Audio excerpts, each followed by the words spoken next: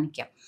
So ഇതെല്ലാം എന്തുകൊണ്ട് വരുന്നു എന്നുള്ള ചോദ്യം വന്നു കഴിഞ്ഞാൽ ഓഫ് കോഴ്സ് നമ്മുടെ ലൈഫ് സ്റ്റൈൽ തന്നെയാണ് വിഷയം. എന്ന് കരുതി നമുക്ക് ഒരു പരിധി വരെ നമുക്ക് നമ്മുടെ ഹെൽത്ത് സൂക്ഷിക്കാൻ പറ്റും. പക്ഷേ അത് ഇന്നത്തെ കാലത്ത് ആരും അധികവും ശ്രദ്ധിക്കാറില്ല. ഇപ്പോൾ ഫാസ്റ്റ് ഫുഡാണ് എല്ലാവർക്കും ഏറ്റവും കൂടുതൽ പ്രിയം.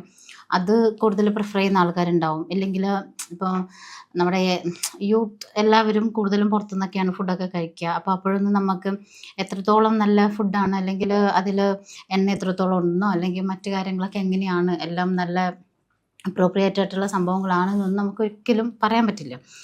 സോ ഒരു മനുഷ്യനെ സംബന്ധിച്ചിടത്തോളം ചെറിയൊരു ടെൻഷൻ വരാൻ വളരെ വളരെ കമ്മിയായിട്ടുള്ളൊരു സമയം മതി. അപ്പോൾ ആ സമയം കൊണ്ട് നമുക്ക് എന്തെങ്കിലും ശരീരത്തിൽ കൊഴുപ്പോ അല്ലെങ്കിൽ മറ്റെന്തെങ്കിലും ഇങ്ങനെ അടിഞ്ഞ് കിടപ്പുണ്ടെങ്കിൽ നമ്മൾ ബ്ലഡ് സർക്കുലേഷൻ വഴി അതിപ്പോൾ ഹാർട്ടിൽ ചെന്ന് ബ്ലോക്ക് ആയി കഴിഞ്ഞാൽ ഹാർട്ട് അറ്റാക്ക് എന്ന പോലെ തന്നെയാണ് ബ്രെയിനിൽ ചെന്ന് ബ്ലോക്ക് ആകുമ്പോൾ സ്ട്രോക്കായിട്ട് വരാം. അപ്പോൾ ഈ സ്ട്രോക്ക് എന്നുള്ള സംഭവം വൺസ് വന്നു, നമ്മൾ അറ്റ് ദ ഏർലിയസ്റ്റ് ഹോസ്പിറ്റലിൽ എത്തിക്കുന്നു.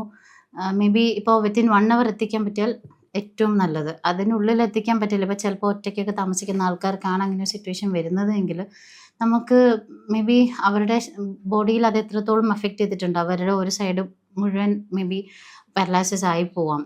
അങ്ങനെ ഒരു കണ്ടീഷൻ ആയിക്കഴിഞ്ഞാൽ അവർ തന്നെ ഒരുപാട്